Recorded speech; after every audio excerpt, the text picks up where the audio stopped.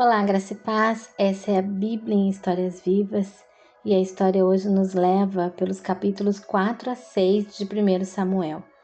E a gente vai ver o que acontece quando a presença de Deus é tratada como algo comum. A história começa com Israel indo para a guerra contra os filisteus e sendo derrotado. Diante disso, os líderes do povo fazem uma pergunta que à primeira vista parece certa: por que o Senhor nos derrotou? Mas o problema não estava na pergunta, estava na resposta que eles deram. Ao invés de se examinarem, se arrependerem, buscarem a Deus de verdade, eles tentam criar uma solução rápida ali, quase mágica.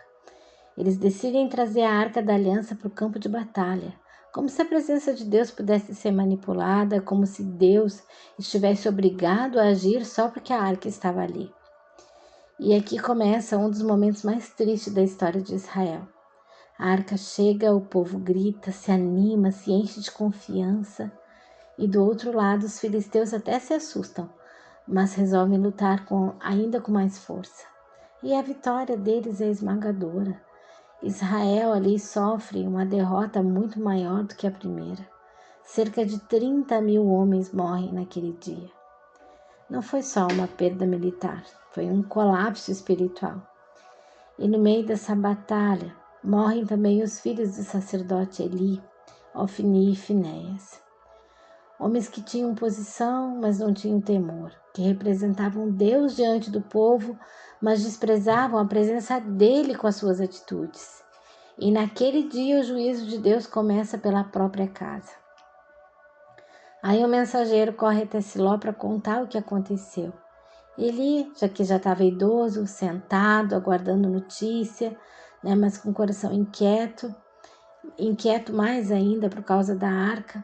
Quando ele ouve que Israel foi derrotado, que seus filhos morreram e principalmente que a arca foi capturada, ele cai de cadeira para trás. E ali ele quebra o pescoço e morre. É o fim de uma liderança que, mesmo conhecendo a verdade, não teve coragem de corrigir o que estava errado dentro da própria casa. Ele até falava, mas não agia, e aos poucos ele foi permitindo que o pecado crescesse ao seu redor. E como se não bastasse, a esposa de Finéias, grávida, entra em trabalho de parto ao ouvir tudo aquilo, e antes de morrer, ela dá ao filho um nome que resume aquele momento: Icabode, que significa foi-se a glória de Israel. Mas existe algo muito sério aqui. Muitas vezes líderes e pessoas nem percebem, quando a glória de Deus já se afastou. Acha que está tudo bem, porque ainda existe uma estrutura, porque existe um movimento, porque tem aparência. Mas não é suficiente, ter vivido essas experiências com Deus no passado. É preciso viver uma caminhada contínua, de glória em glória, de relacionamento verdadeiro.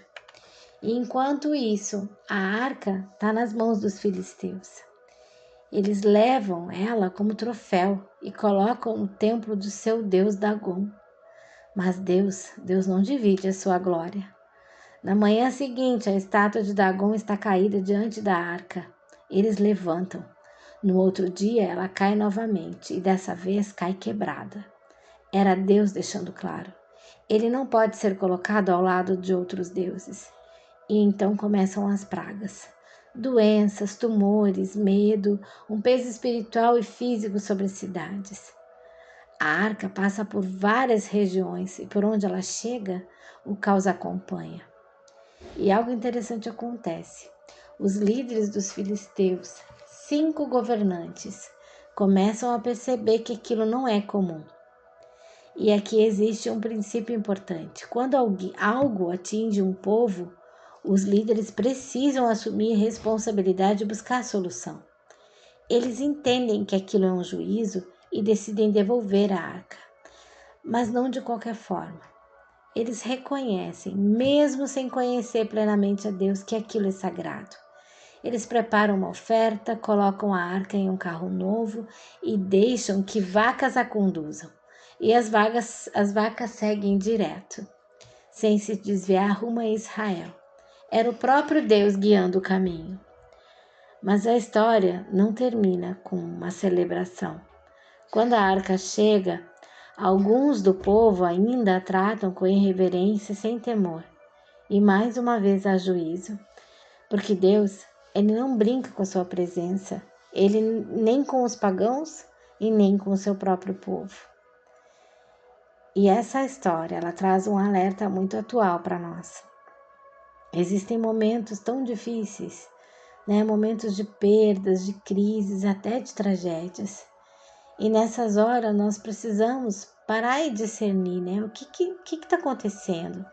Deus está nos chamando ao arrependimento, né? Existe um poder transformador aí no arrependimento, existe um poder transformador na confissão, no voltar-se de verdade para Deus. Não dá para viver tentando usar Deus, nem tratar o sagrado como comum. A presença de Deus não é algo que nós controlamos, é algo diante do qual a gente se rende. Amém? Essa é a Bíblia em Histórias Vivas e amanhã nós daremos continuidade aí, seguindo juntos por essa palavra tão viva que traz vida aos nossos corações. Um grande abraço.